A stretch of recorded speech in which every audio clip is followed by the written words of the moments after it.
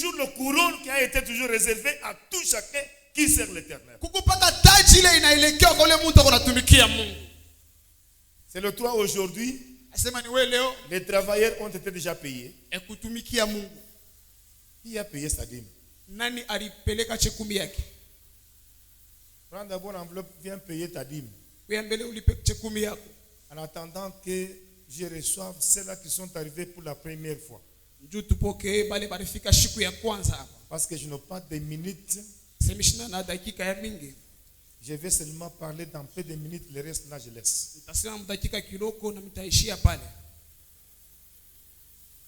Prends ta dîme. Les travailleurs, mettez-vous debout.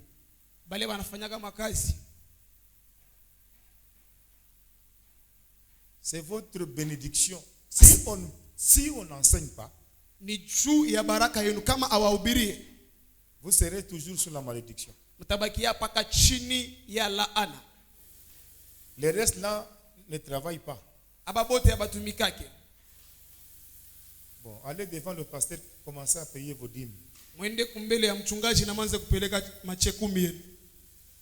Pendant que moi je vais continuer à enseigner. Et vous, les restes là, vous ne travaillez pas. Vous ne faites pas les affaires. Ceux-là qui font les affaires passent aussi devant.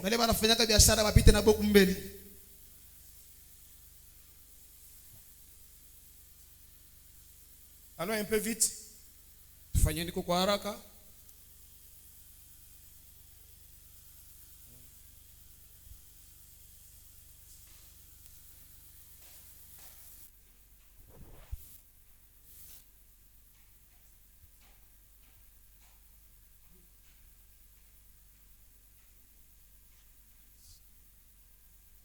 Amen. Non, il faut les regarder. Avancez devant le pasteur, vous payez votre dîme. Nous sommes dans le livre de 1 Samuel, chapitre 15, verset 2e jusqu'au 3e. Mais avant qu'on lise la Bible, j'appelle d'abord mon invité qu'il avance.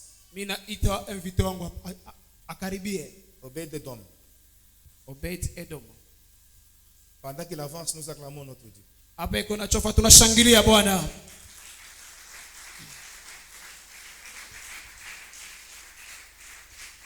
Prenez la première place. Mets-toi d'abord debout. Église. Hier, nous avons été au parquet. Moi, madame et pasteur Trésor. Patriarche, maman, n'a pas Trésor. Nous avons un dossier avec le voisin. Si vous entrez, vous voyez déjà on construit un mur là-bas. C'est un dossier de conflit. Donc on veut bloquer pour que nous ne puissions pas passer. Et nous avons dit que non, le conflit là a beaucoup résisté. Et pasteur Trésor a dit, papa, nous allons mettre fin à ces bêtises. Nous sommes allés au parquet. Il faut qu'on laisse 5 mètres. Quand nous quittons là-bas avec nos véhicules, nous descendons vers derrière. Amen, amen. Le dossier est au parquet. Les services de cadastre vont descendre. Les juges vont descendre, les magistrats. Pour qu'on puisse mettre fin à ces bêtises. Acclame d'abord avant que j'avance. Pendant que nous sommes au parquet, il y a les Chinois qui ont été matraqués.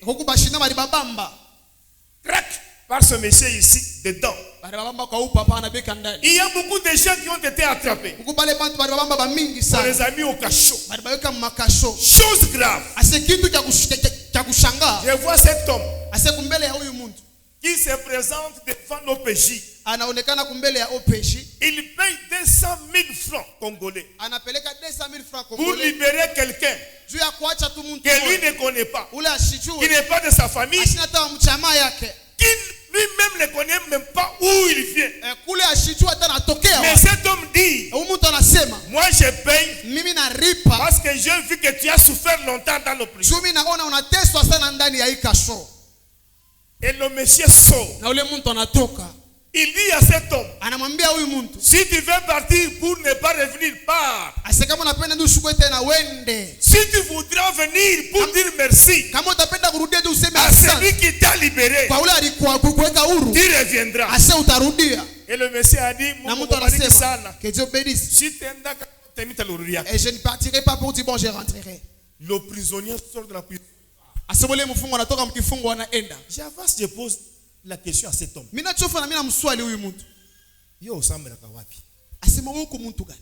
n'ai pas l'église. J'ai commencé mon évangile. Je lui ai dit, dans les derniers jours, l'Éternel Dieu viendra. Il va séparer les boucs et les brebis. Il dira aux brebis, entrez au royaume. Car j'étais en prison. Vous m'avez libéré. Alléluia. Amen. Ce n'est pas la prédication de la semaine passée.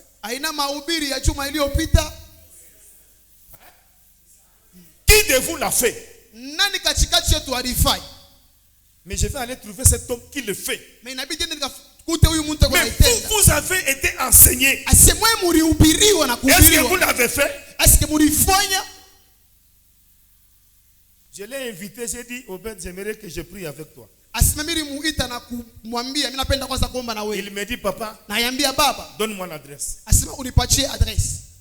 Il travaille au parquet.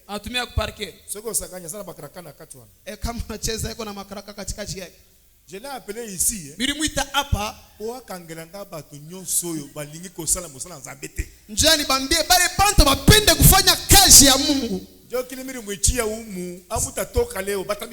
C'est ça la raison d'être ici.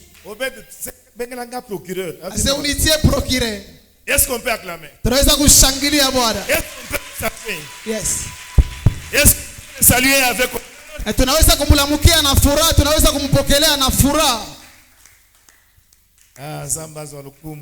Mungu apewe sifa. Vous pouvez vous mettre. Unaweza kuikala. Je suis tellement très content de vous voir. Niko na furaha kumiona. Amen, amen. Amina. J'aimerais aussi honorer mon beau-frère qui est ici. Mimi napenda kuheshimisha beau-frère kwa hapa. Si c'est pendant qu'il se tient debout, pale kuna simama yule tunaweza kupiga kwa mikono. Mon beau-frère Telema, on va vous honorer. Simamia yule tukusalimie. Yeye asante kwa mama. Ni ndugu yake ya mama. Nisemekia umpige mikono, non? Est-ce que vous pouvez acclamer pour?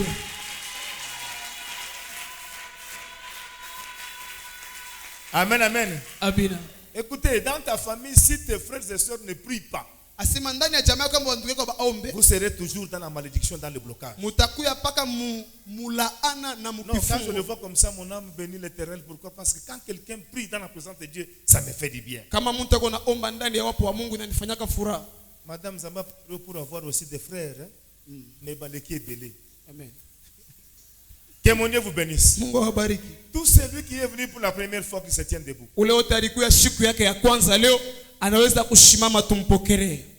Recevons au nom de Jésus. Il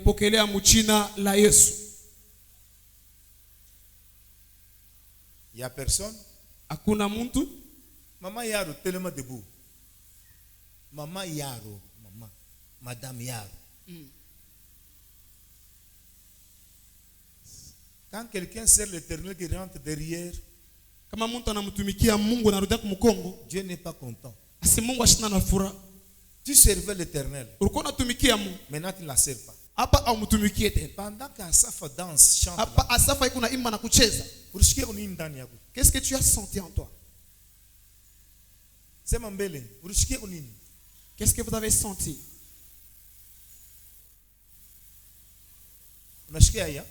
Vous avez honte?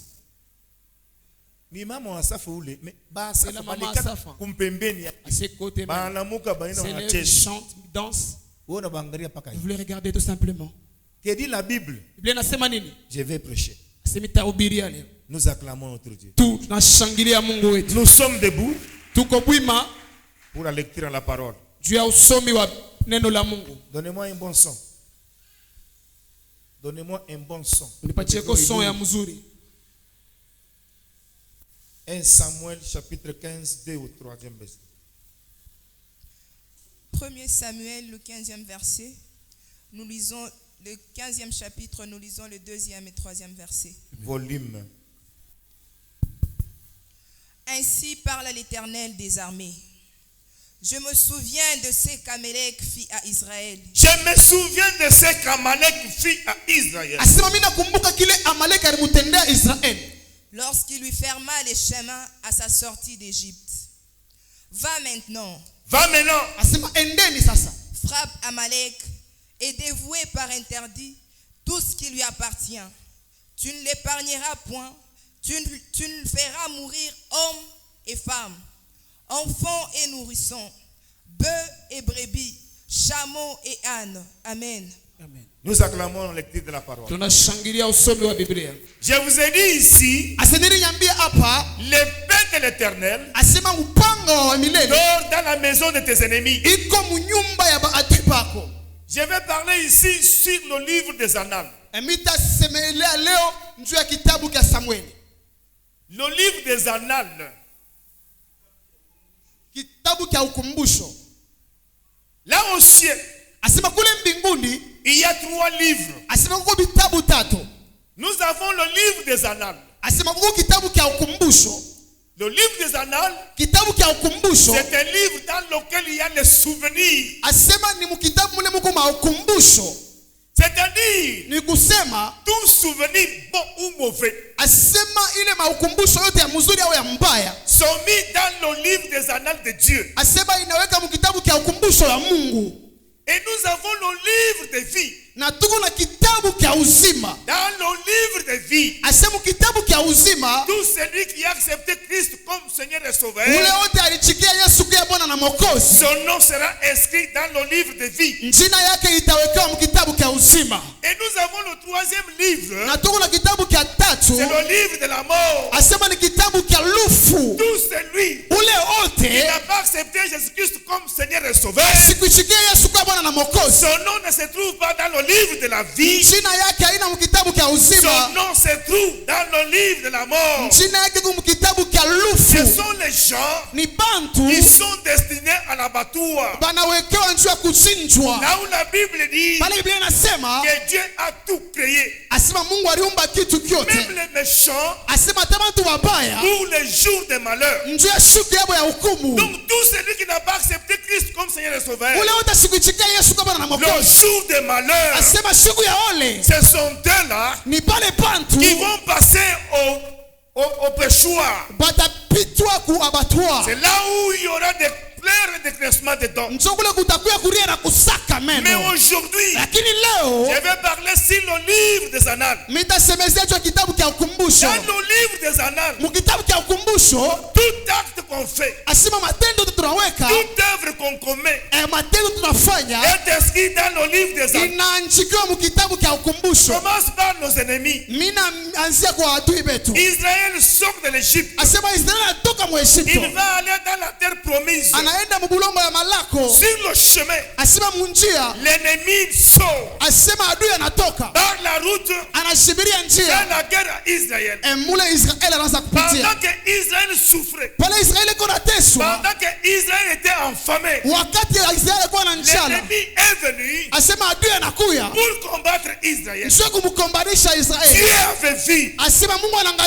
Dieu a écrit cela dans le livre des Annales. Quelques années plus tard, que tout le monde avait déjà oublié, il avait dit à Israël, souviens-toi, le jour où tu es sorti de l'Égypte, Amaleki katoka pour te combattre. sio kukombanisha. Écris cela Andika hiyo dans les mémoires, asema uyandike mukitabu que cela ne puisse pas être effacé, ile ishishibikwe. car Njoo la guerre avec Amalek, asema bukomvi vita na Amaleki ça sera de génération à génération. itakuya kwa kizazi na kizazi. Donnez-moi un bon amen. Sema amina La mzuri. guerre avec tes ennemis, Asema bukomvi na badui la bako, guerre avec le diable, bukomvi na ça ne shetani va pas terminer aujourd'hui. haitaisha leo. Seulement quand on va te prendre, Aina tu utakuchukua on te met dans la tombe. banakuweka Pour mutuburi toi, c'est fini. kwa kunaisha. Mais ça va continuer avec ta génération. Ase itaendelea na kizazi Donc kyako. les ennemis qui te combattent aujourd'hui, Bale badui banakombanisha leo. après que tu vas mourir, Ase bado ils utakufa vont commencer la guerre avec tes enfants. bataanza vita na batoto Quand yako. les enfants vont encore mourir, Bale batoto batakufa la tena. guerre va commencer avec les enfants de tes enfants. Bukomvi butaanza na batoto ya batoto yako. Maintenant, écoutez, Lakini sikieni, dans le livre des annales, asema kitabu cha ukumbusho Dieu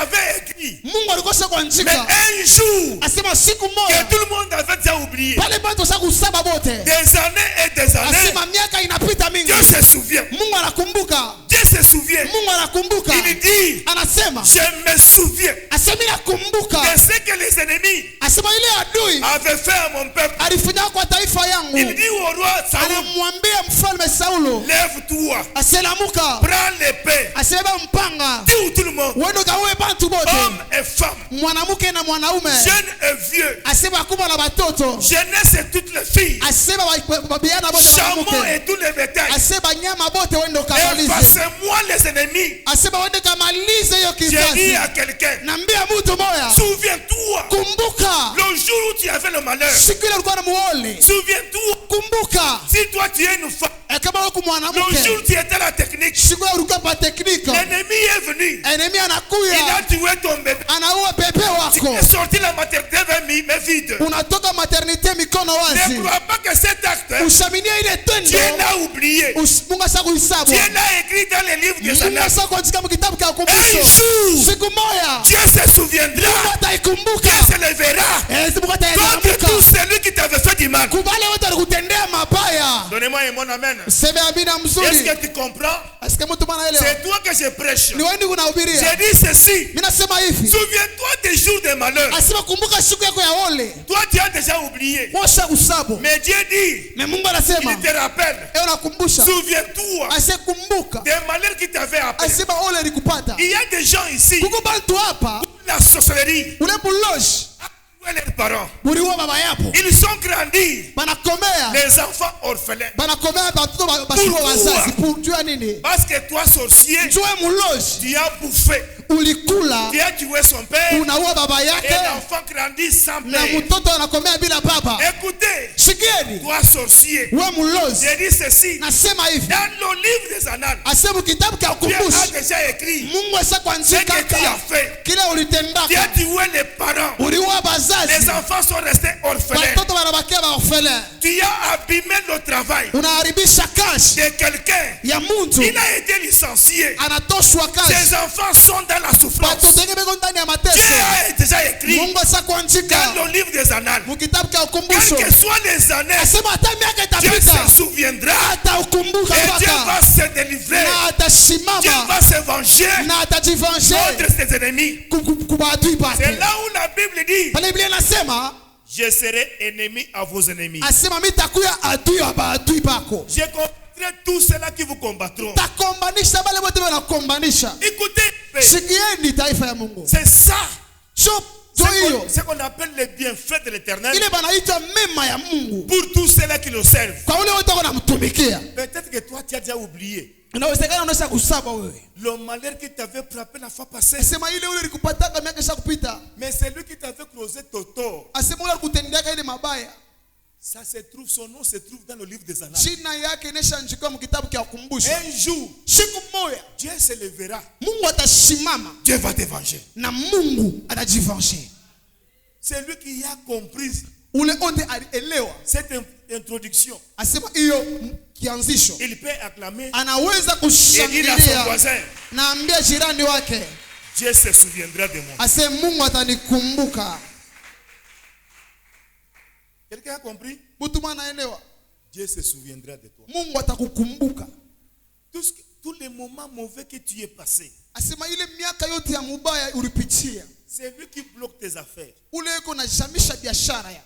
C'est lui qui bloque tes enfants. Ule yuko na jamisha watoto ya. C'est lui qui amène la malédiction dans ta famille. Ule aliweka laana ndani ya jamaa yako. C'est lui qui tue, qui mange les membres de la famille. Ule yuko na uwa ba jamaa yako.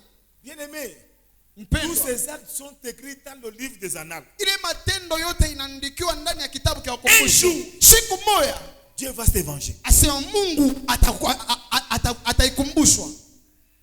Est-ce que tu as bien compris? Unaelewa mzuri? Prenons Esther 6, 1 à 9. Tuebe kitabu cha Esther 6, 1 à 9. Allons vite, nous n'avons pas de temps. Esther 6, nous lisons le premier verset jusqu'au 9e. Cette nuit-là, le roi ne put pas dormir, et il fit apporter le livre des Annales, les chroniques. On les lut devant lui, et l'on trouva écrit ce que Mardochée avait révélé au sujet de Bertane et de Teresh, les deux eunuques du roi, gardes du seuil, qui avaient voulu porter la main sur le roi d'Assuérus. Le roi dit: quelle marque de distinction et d'honneur Mardochée a-t-il reçu pour cela? Il n'a rien reçu, répondirent ceux qui servaient le roi. Alors le roi dit: qui est dans la cour? Aman était venu dans la cour extérieure de la maison du roi pour demander au roi de faire pendre Mardochée au bois qu'il avait préparé pour lui. Les serviteurs du roi lui répondirent: c'est Aman qui se tient dans la cour. Et le roi dit qu'il entre. Aman entra et le roi lui dit: que faut-il faire pour un homme que le roi veut honorer? Attends. Que faut-il faire pour celui qui sert l'Éternel? Et Aman a répondu quoi? Aman se dit en lui-même: quel autre que moi le roi voudrait-il honorer? Et Aman répondit au roi: pour un homme que le roi veut honorer, il faut prendre le vêtement royal dont le roi se couvre et le cheval que le roi monte. Il faut prendre les vêtements royaux. Les vêtements royaux. Et prendre le vêtement royal dont le roi se couvre. Et le qu'on donne à celui qui sert. Qu'on donne et remettre le vêtement et le cheval, l'un des principaux chefs du roi, puis revêtir l'homme que le roi veut honorer.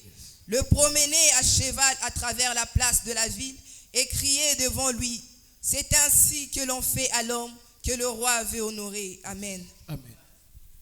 Nous acclamons la tunashangilia Bwana. Écoutez le livre des Annales. Ushikie kitabu cha Ukumbusho. Amen, amen. Amina. Mardochée, sema Mordekai, c'est un serviteur. Alikuwa mtumishi. C'était un portier. Alikuwa yule kushimama pa mulango. Écoutez, je vais vous faire voir comment est-ce que ça fait du bien quand on sert l'Éternel. La position dont tu peux avoir dans cette église,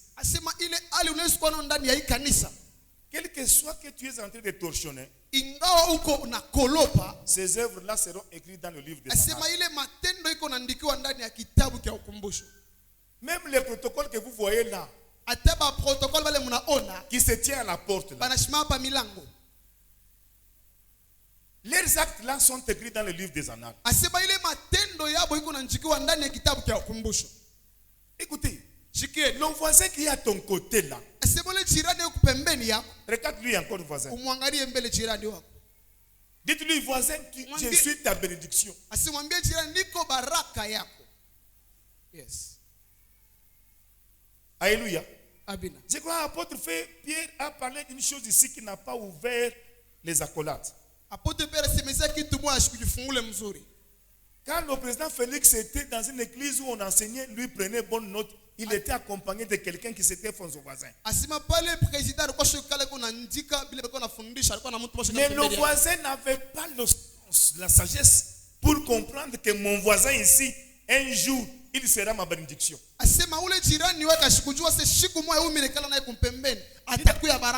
Dis à ton voisin, ne me néglige pas. Quand tu ne sais pas ce que que je serai demain pour ta bénédiction. Yes. Est-ce que tu lui as bien dit? Bien aimé. Quand on vient à l'église, on dit bien que dans la maison de l'Éternel, dans la maison du roi, toute vase a sa valeur. Vous pouvez voir la sœur qu'on a amenée ici. Vous la voyez, elle est la petite des serviteurs. Mais je vais vous dire l'importance de cette sœur-là dans la prédication. Tu peux négliger quelqu'un à cause de sa taille. Tu peux négliger quelqu'un à cause de son travail. Elle personne d'église, qu'est-ce qu'elle fait comme travail? Pendant que la sœur ici est passée, la sœur Rite, je lui ai dit, prépare-moi le cantique. Les bikam là, c'était pour elle. Amen, amen. Amen. Pourquoi la sœur ici a pris une décision elle-même de commencer à torsionner l'église.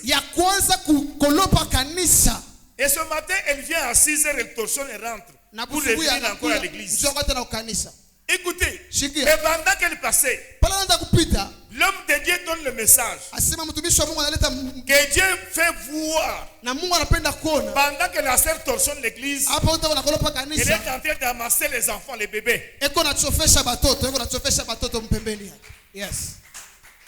Vous comprenez comment servir l'Éternel? Toi, tu peux voir quelqu'un en train de torsionner, il te moque d'elle. Mais ne sachant pas que ce qu'elle fait, elle t'explique dans le livre des Annales. Un jour, Dieu va ouvrir le livre. Mais pendant qu'elle va lire dans le livre, elle va se souvenir pour dire la sœur ici, qu'est-ce qu'on a déjà fait pour elle. C'est ainsi que le roi va ordonner qu'on puisse le couronner. C'est là où moi je vais aller. Mardoché était un serviteur. Il était un portier. Un portier. Un jour, les eunuques du roi,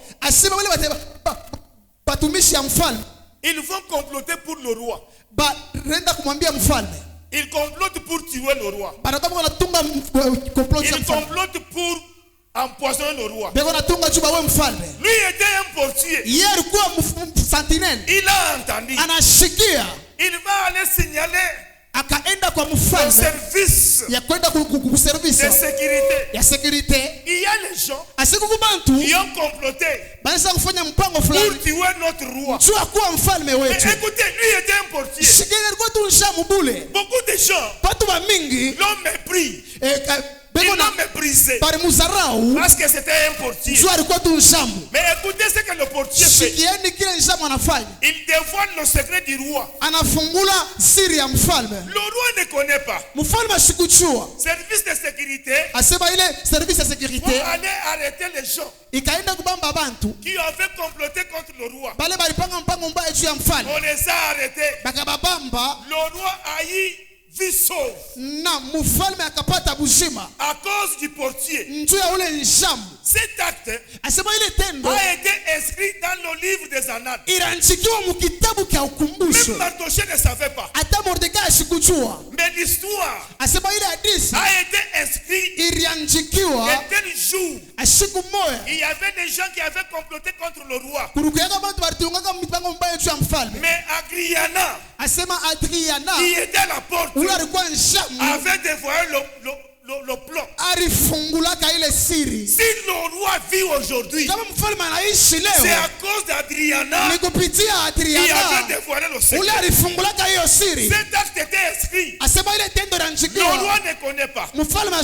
Adriana ne connaît pas.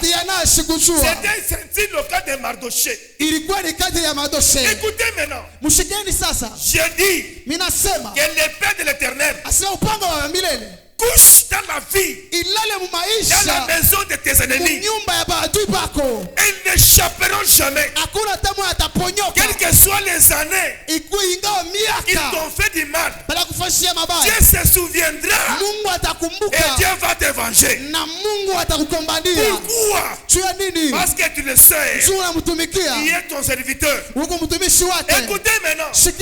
Un jour où Aman passe, lui Mardoché est à la porte. Tout le monde qui voyait Aman passer, il devait fléchir les genoux pour donner paix au sang et à mon cause. Mais comme Mardoché, lui était juif, il dit, moi mes genoux, je ne peux pas me prosterner devant un individu. Mes genoux sont réservés à mon Dieu. Écoutez, j'ai dit à quelqu'un, quelle que soit ta position, même au gouvernorat, même si tu travailles avec les chefs, tu ne peux pas te livrer à l'impudicité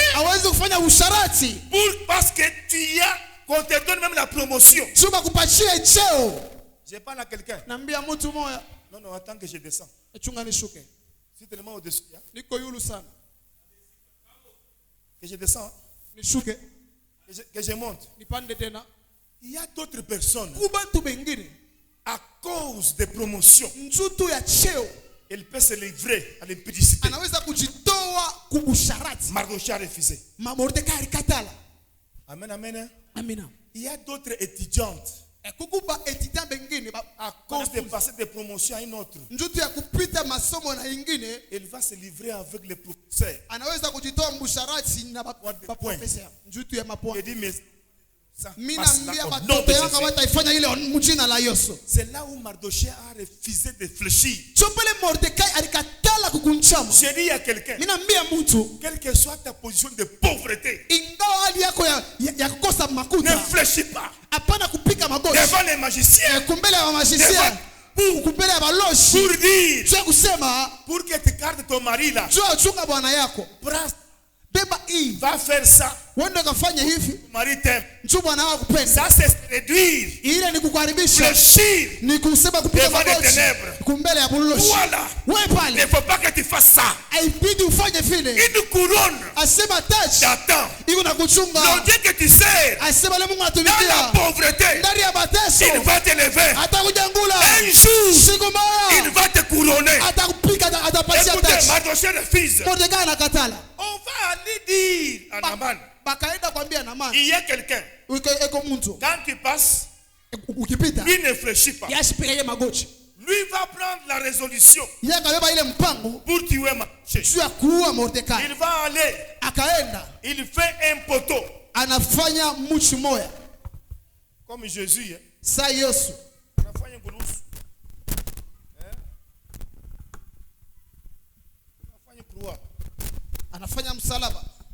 Demain, si ce n'est pas moi qui ai mandat d'armée,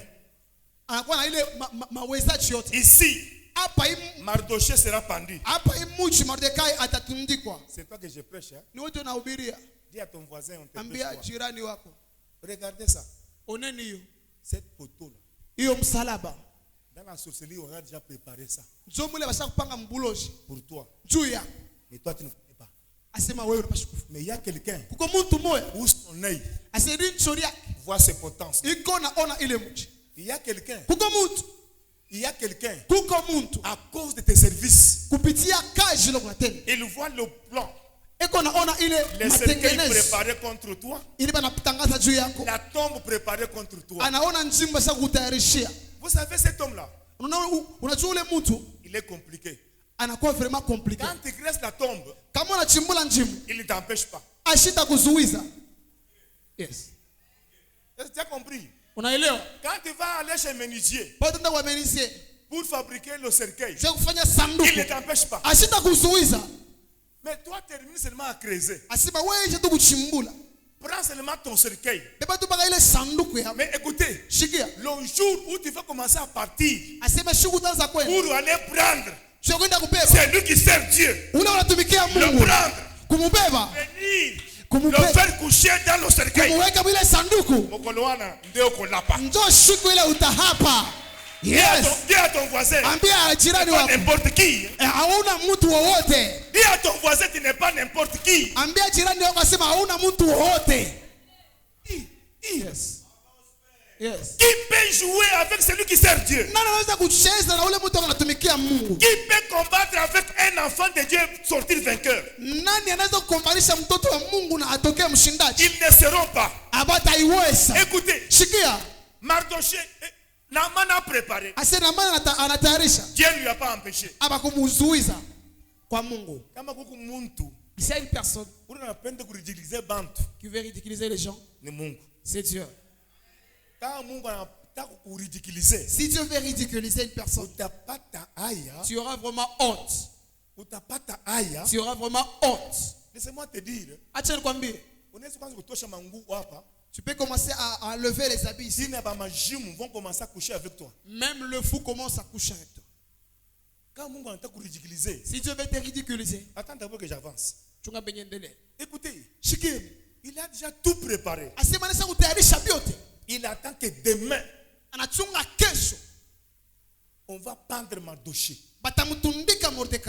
Il va aller voir le roi pour dire au roi, il y a quelqu'un, il y a un peuple qui ne t'obéit pas.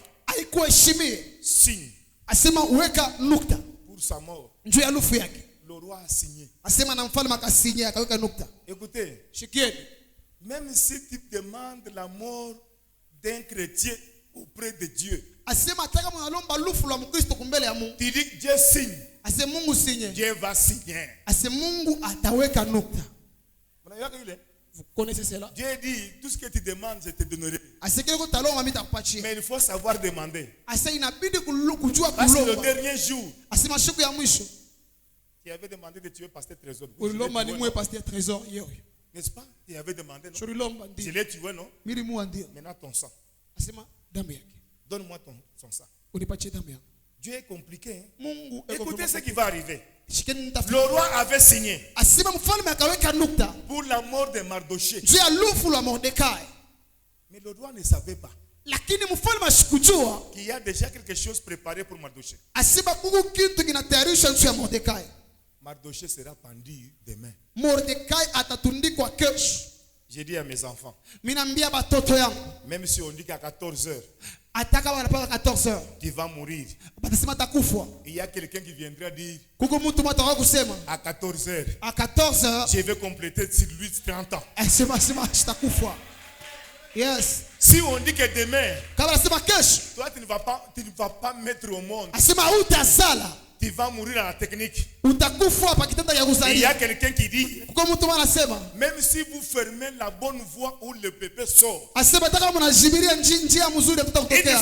sera ouverte ici où le bébé va sortir. J'ai dit à l'église, notre sœur, la femme de Joseph, le diable a fait qu'elle puisse avoir les tensions à 18 à 20. Pour qu'elle puisse mourir ici la technique. Ça fait 3 mois. J'ai prié avec cette soeur.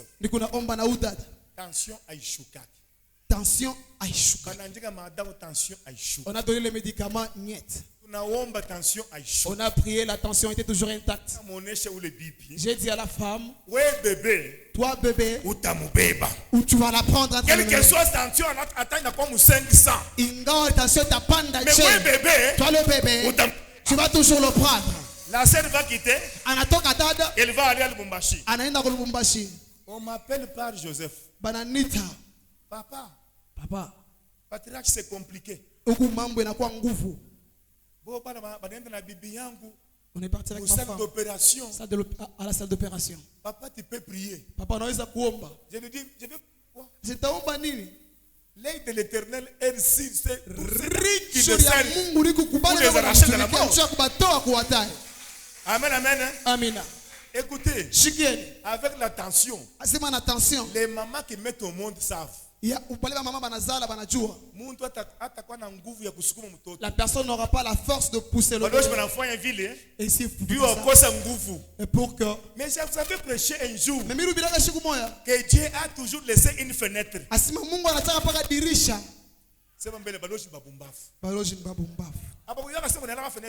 Il ne savait pas qu'il y avait une fenêtre. Yes. Je pose la question. Il ne savait pas qu'il y a une fenêtre. Mais on a une fenêtre wash. Fenêtre ouverte. Je vais sauter là-bas. On a ensorcelé la maman. Ils ont oublié qu'il y a une fenêtre. Moins d'une heure du temps. Moins d'une heure du temps. On a eu à ouvrir la porte. On a sorti un beau bébé. Yes. Yes. Yes.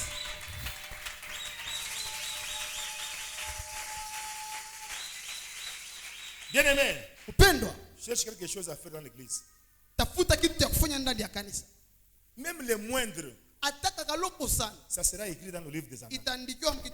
Le jour où tu auras un problème, Dieu se souviendra. Écoutez. Un jour, le roi n'a pas sommeil.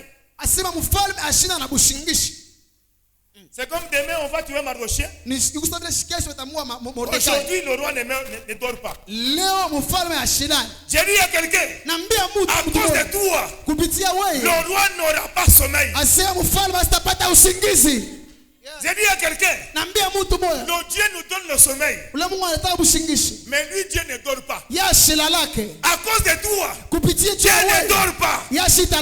Comme c'était un plan pour tuer Mardochée, le roi n'a pas eu sommeil. Le roi est parti au lit. Il n'y a pas de sommeil. On a donné à manger, ça ne tient pas. Il dit, bon, comme je n'ai pas sommeil, amenez-moi devant moi le livre des Annales. Commencez à lire le livre des Annales. On commence à lire le livre des Annales. On lit au roi. Yes, en lisant le livre des Annales, on arrive quelque part. Mardochée, un jour, il était à la porte. Il y a deux personnes qui avaient planifié un coup d'État pour tuer notre roi. Mardochée a fait semblant. Comme il était un portier, il a fait semblant. On n'avait pas écouté. Après que les gens l'ont planifié, Mardochée est allé au service de Anne. Il a signalé le service de sécurité. Les gens là ont été arrêtés. Leurs armes ont été arrachées. Si nous avons notre roi aujourd'hui en vie, c'est à cause de Mardochée. Le roi se tient debout. Il dit quoi? On allait me tuer. Il y a quelqu'un qui m'avait sauvé. Il s'appelle Mardochée. Le roi pose la question. Qu'est-ce qu'on avait fait à cet homme? On dit au roi, rien. Même pas de faveur. Il est toujours à la porte. Le roi est troublé. Pour quelqu'un qui l'a servi, le roi demande, qu'est-ce qu'on peut faire à cet homme? Il dit, qui est à la cour? Écoutez, le jour de la mort, et Dieu fait le rassemblement. C'est toi qui as dit ça? C'est le modérateur qui a dit ça ou bien c'est... Écoutez, le jour problème, Jésus-Christ, où Dieu arrange un rassemblement. Moi,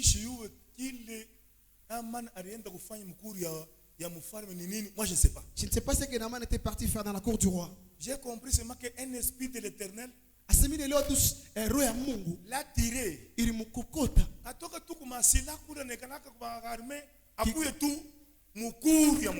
Qu'il quitte l'armée et commence à contourner la cour royale. La main de l'Éternel. n'est pas court pour se sauver. Aina mfupi njia kuokoa. La main est allée tirer Naaman. Asema mkono ya Mungu enda kumkokota Naaman à la cour. Kumuleta paka mukiwanza. Pendant que le roi est en train de se chauffer, de rougir. Et pale mfalme kuna pandishwa na kasira. Pose la question. Anauliza swali. Qui est à la cour? Ase nani yeko mukiwanza? C'est bien mambo Naaman. C'est Naaman qui s'est trouvé dans la cour. Qu'il fasse entrer. Asema aingie. On lui pose la question. Banamuuliza swali. Qu'est-ce qu'on peut faire tunaweza kufanshia à nini quelqu'un que le roi veut honorer? Kwa ule mtu mfalme anapenda kuheshimisha. Siku ya lufu le jour de la mort. Wewe utayua sema ono bana kuichia ndio ukude manteka kumbi bana kuichia ndio bakupopola. Tu vas comprendre qu'on t'appelle pour manger mais tu ne sauras pas qu'on t'a appelé pour te tuer. Tout repas n'est pas bon. Asema chakula utaenda mzuri. Il a dit quoi? Anasema nini? Qu'est-ce qu'on peut faire à celui que le roi veut honorer? Tunaweza kufanshia nini kwa huyu mtu mfalme anapenda kuheshimisha? Sikia wewe toi mpaka baadui yako ndio batanza kubariki. C'est rien que tes ennemis qui vont commencer à te bénir. Croyant que kuaminia kusema. Je donne un petit exemple. Ninaleta mfano kidogo. Baloji balisha kujua sema kesho utakufa. Les sorciers savent que demain tu vas mourir.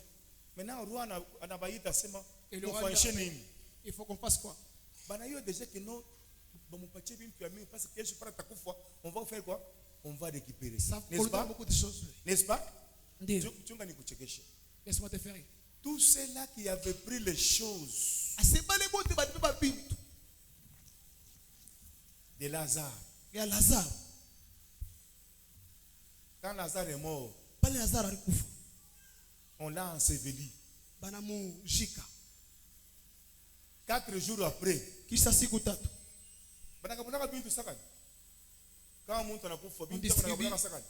on le distribue quand? À quelle heure? Après l'enterrement, kama tunaje konaisha ndio tunikana no tunamuonesha bibi wewe uenda kwenu toi va chez toi nyumba la maison nyasheba sera pour nous si ndio vile c'est ça kitanga ntabeba qui va prendre le lit banduku yake bana le frère du mari babebe bintu ya ses effets hivi ingine les autres on va wa chemise na beba celui qui prend la chemise wa congélateur na celui qui beba prend le congélateur wa mutuka ya Lazare na beba la voiture de Lazare 4 jours. Après 4 jours, Lazare a apparu. Yes. Alléluia. Amen. Vous qui avez dispatché la maison, Lazare est maintenant venu. Vous allez faire quoi? Vous allez remettre. Vous ne savez rien. C'est ma maison.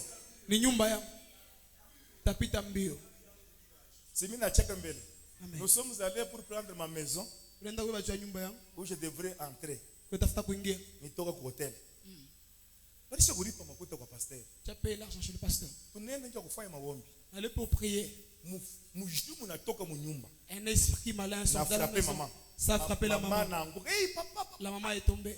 Je l'ai récupéré. On était avec l'apôtre Pierre. Pourquoi l'apôtre Pierre? Un voyant. La santé de personne sort de la maison. Dites en français, vous avez parlé en français. M'appartient. On a fait quoi? On a récupéré notre maison. Inaishi. Ok. Bon, ça, sachez à tout le monde. Parce que c'est pas qu'il a vu. Parce que tu étais prophète. Amen. Maintenant, dis-moi. Tu as pris ma maison. Lazare vient maintenant. Cette maison m'appartient. Yes. Il faut quoi mbio? Tu dis à quelqu'un, à cause de tes œuvres, ne te néglige pas. À cause de ton voisin qui est à ton côté là, ne le méprise pas. Vous savez ce qui est arrivé? Les malheurs des uns font le bonheur des autres. Tout ce que Aman avait planifié pour Mardoché, en disant qu'on le tue, Mais Dieu a tourné aux envers. C'est là où nous disons les tombes que les ennemis ont planifiées, ils seront ensevelis dans leur propre tombe. Amina. Quand nous lisons comme ce sont des simples passages. Pour un enfant de Dieu, si tu vas creuser une fosse, tu vas y tomber toi-même. Donnez-moi un bon amen. Si tu vas payer un cercueil pour un enfant des cités des adorateurs, c'est toi-même qui seras enseveli. Car ici chez nous, la mort n'entrera pas. La sécheresse n'entrera pas.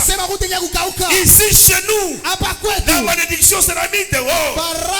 Ici chez nous, l'œil de l'Éternel est sur toi pour t'arracher de la mort. Ici chez nous, l'ange de Dieu est sur toi pour t'arracher de danger.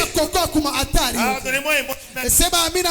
Donnez-moi un bon amen. Quand le roi Ali, Naaman a parlé, il a dit qu'on fasse ça pour Mardoché. Non, lui ne savait pas que c'était pour Mardoché. Lui croyait que c'était lui que le roi veut honorer. Certaines personnes, ils pensent que la bénédiction c'est toujours le gouvernement. La présidence est toujours est. Tout le montagne n'est pas. Même si on l'appelait, mon cher, qu'est-ce qu'on peut faire pour tel? Non, il faut faire ça. Lui croyait seulement que mon cabinet n'est pas caillé parce qu'il y a un Jojirikam. C'est toujours lui. Mais écoutez ce qui est arrivé. Le roi dit à Naaman, tout ce que tu as parlé, faites-le pour Mardoché. Qui était Mardoché? Son ennemi. Amen, amen. Amen. Il est choukou. Ce jour, Bibia qui est Naaman. La femme de Naaman. Parce qu'on n'a pas le temps. Je passe. Vite, vite. Anamonesha bwana yake. A dit à son mari, kama ule bwana, si cet homme ni mtoto wa Mungu, c'est un fils de Dieu, acha. Il faut arrêter. Yes. Kama ule bwana, si justement cette personne c'est un juif, anakuwa muyuda, acha. Inabidi kwa il invite à uta iwe. Tu ne vaincras jamais ces combats. Ah, Bible est mzuri sana. La Bible est tellement bon. Des fois ba Bible hapa. Le femme même. Il faut les écouter. Le monsieur avait tête haute. Il n'a pas écouté le conseil de sa femme. Sa femme l'a dit. Tu auras honte. Si c'est un enfant de Dieu, il faut arrêter mon mari. Le mari, un chef, il a déjà pris justement le corps. Celui qui est sur le cheval, c'est Mardoché. Le roi lui dit, il faut passer par chez toi aussi. Et que tes enfants vaillent. Et que ta femme vaille aussi. Le chef passe. Il a déjà pris le cheval. Le cheval, il monté Mardoché. C'est lui qu'on devait tuer demain. Sa femme a regardé. Papa, je t'avais pas dit ces choses.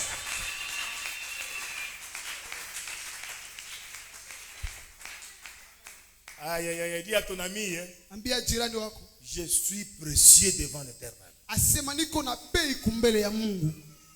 On n'a pas encore fini. On dit en français, le malheur ne vient jamais.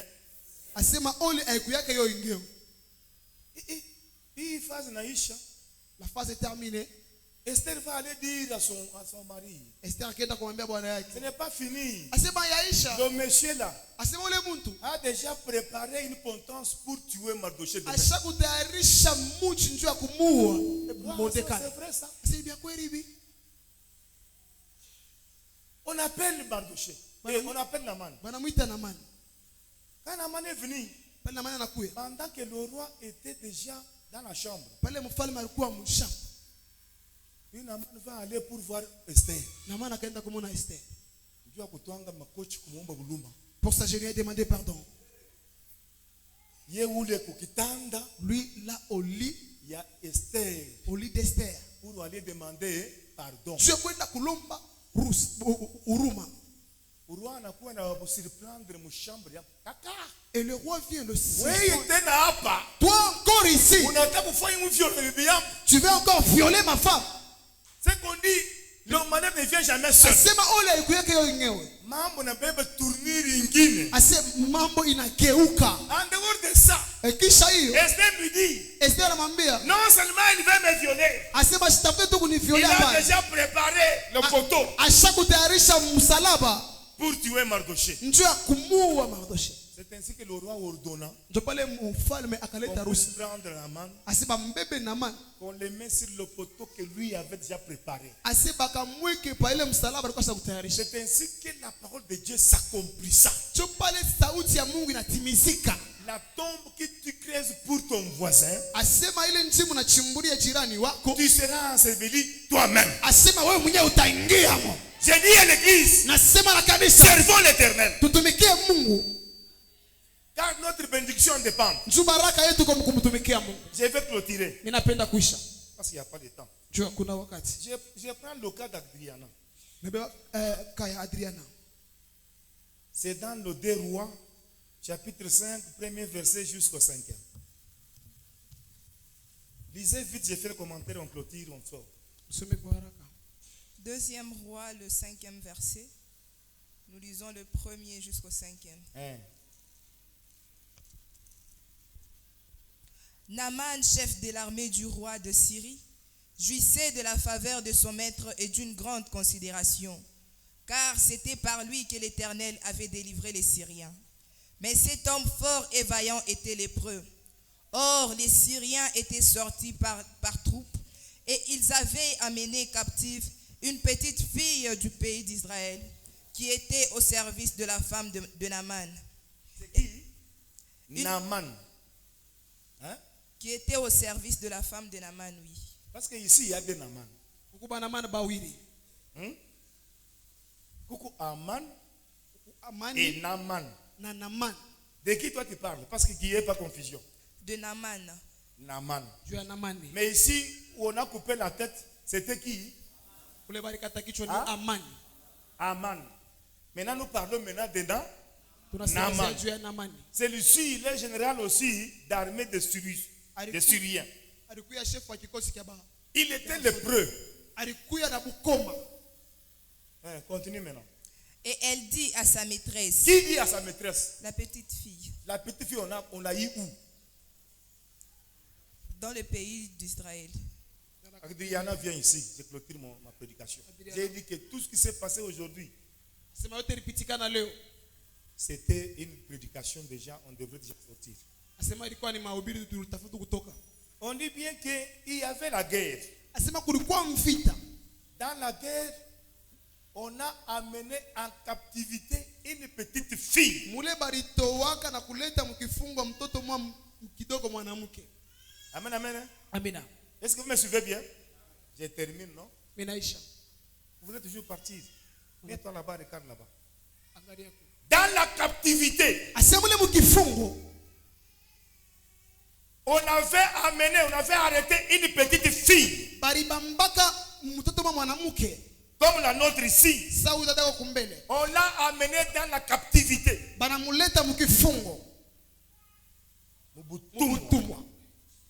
Donc la fille ici, la sœur ici est dans la captivité. On la prend. On quitte son pays. On va aller dans un autre pays où on fait de cette fille esclave. Ici à l'église, elle est esclave. Mais faites attention avec les esclaves. Toi, tu es esclave de Jésus. Mais tu es précieux devant Dieu. Et je parle à quelqu'un. C'est de toi dont je parle, non? Écoutez. Quand la fille ici, on l'a amenée dans l'esclavagisme. Elle va être maintenant la servante de la femme de Naaman. Mais là où elle est partie, le maître de la maison Asema bwana wa nyumba ama un malade, eko na magonjwa, un lépreux. eko wa bukoma. Des fois, il faut comprendre. Asema inabidi kuelewa kitu moja. Quand Dieu vous envoie les gens ici, Kama Mungu anamiletea bantu hapa, c'est avec un but. inakuwa na shaba fulani. Donnez-moi un bon amen, non? Sema kwa amina mzuri. Quand tu dis amen, donc tu as compris. Kama unasema unaelewa. Des fois, asema mara nyingine, comme j'ai invité notre frère ici, sasa hivi mimi ita huyu ndugu yetu, Dieu l'envoie ici. asema Mungu anamuona hapa. Ne le méprisez pas. Hapa mtushimuza. C'est avec un but. Asema anakuwa na shaba fulani. C'est là où je dis non, je vais honorer mon beau-frère. Vous ne savez pas pourquoi Dieu l'a envoyé ici. Peut-être c'est lui qui peut sauver cette église un jour. Peut-être c'est lui qui peut être une bénédiction pour nous dans cette église. Ne méprise pas ton voisin, c'est lui qui est à ton côté là.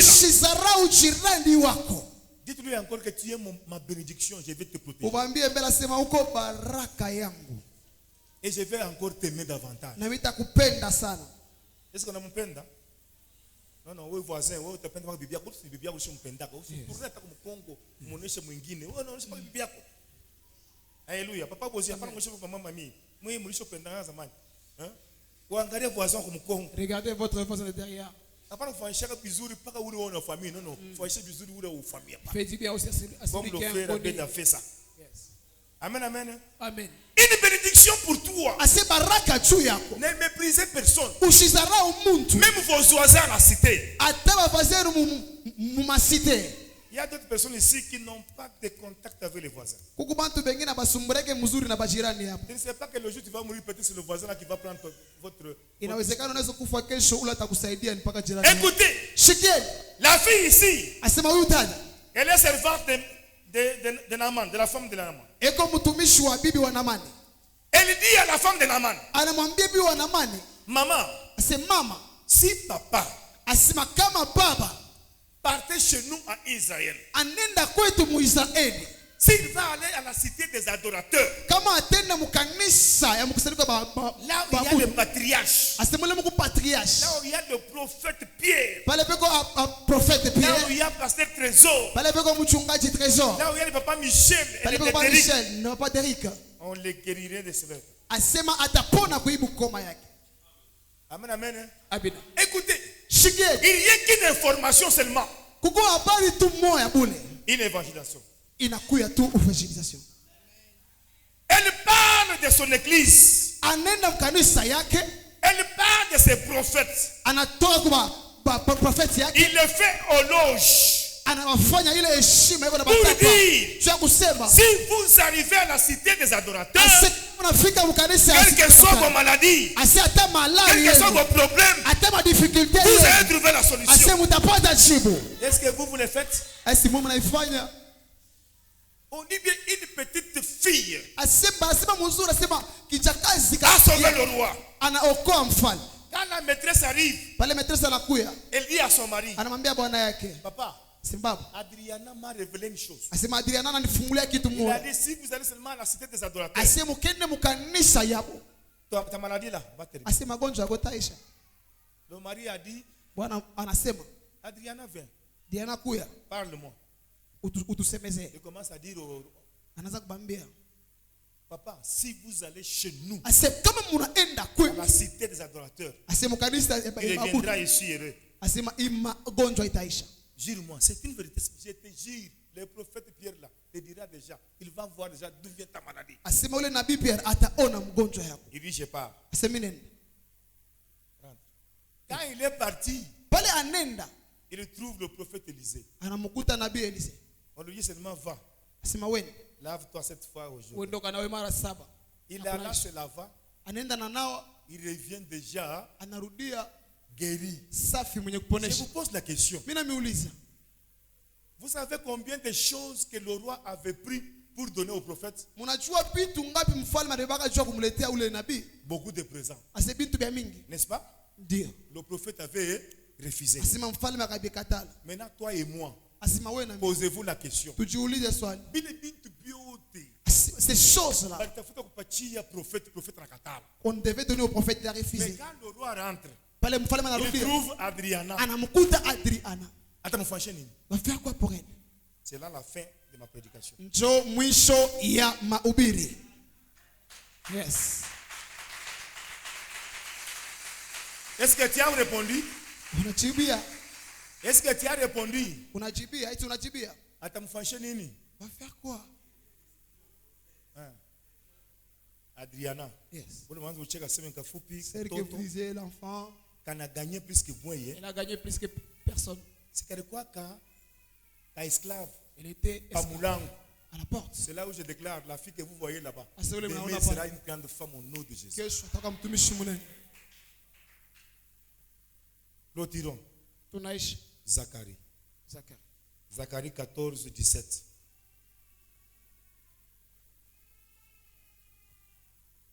Tu n'étais pas prête, madame. Mais tout ce temps-là, tu as ça, non? Oui, allons-y. Zacharie 14, 17.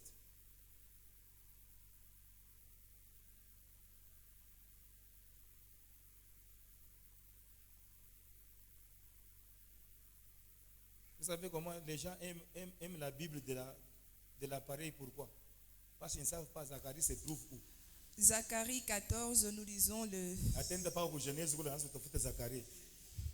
C'est pourquoi à mon père la Bible, mon père mon téléphone, passe le téléphone, je me fais un chèque, on n'a plus qu'à parler Zacharie n'a pas. Allons-y. Zacharie 14, nous lisons le 7e verset.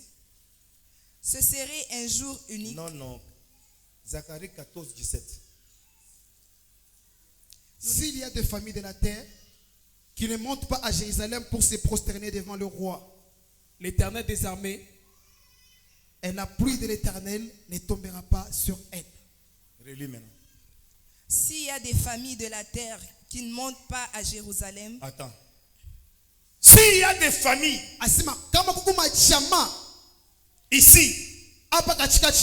qui ne montent pas à Jérusalem pour aller se prosterner devant le roi des rois.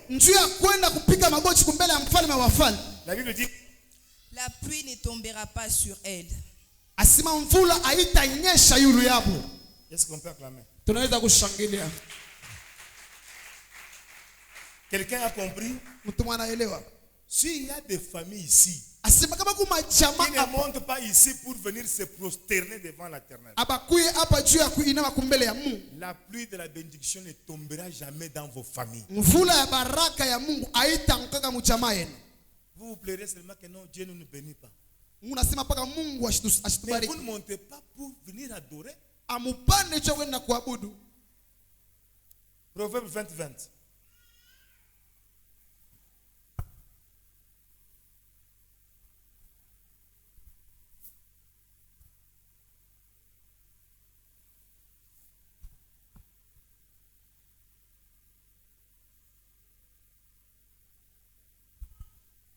Proverbe 20, nous lisons le 20e verset. Si quelqu'un maudit son père et sa mère, sa lampe s'éteindra au milieu des ténèbres. Amen. Amen. Si quelqu'un maudit son père et sa mère, sa lampe s'éteint. Alléluia. Amen. Si tu maudis cette église, c'est ça la mère. C'est l'église qui est votre maman. L'église, la maman a combien de mamans? La maman a combien de mamelles? 2.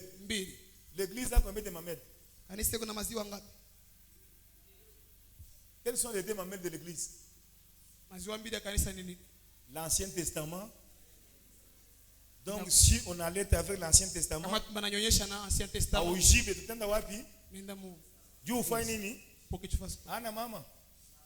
si tu maudis la maman,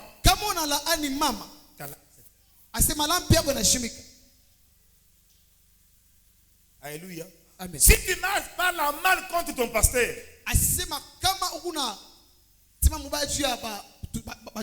même pour les serviteurs que vous voyez ici, vous mettez commencer à calomnier contre papa Martin, papa Michel, ta lampe s'éteint. avez compris? Unaelewa? Oh non, tunataka kutoka mkanisa. Nous voulons quitter l'église. Tu es en train de te maudire toi-même. Unaenda kujilanisha wewe peke. Faites attention. Inabidi kukeba ange. D'ailleurs, vous restez vous tous avec le pasteur Trésor. Asema mtabakia mwe bote na papa Trésor. Que mon Dieu vous bénisse. Mungu awabariki. Je déclare Minatangaza que ta lampe asema lampe s'allume au milieu des ténèbres. Au nom de Jésus. Je déclare que tout ce qui était bloqué, que cela soit débloqué. Au nom de Jésus, je déclare la maladie là, qui t'a beaucoup souffert, que cela s'arrête. Au nom de Jésus, je déclare la stérilité n'a aucun pouvoir.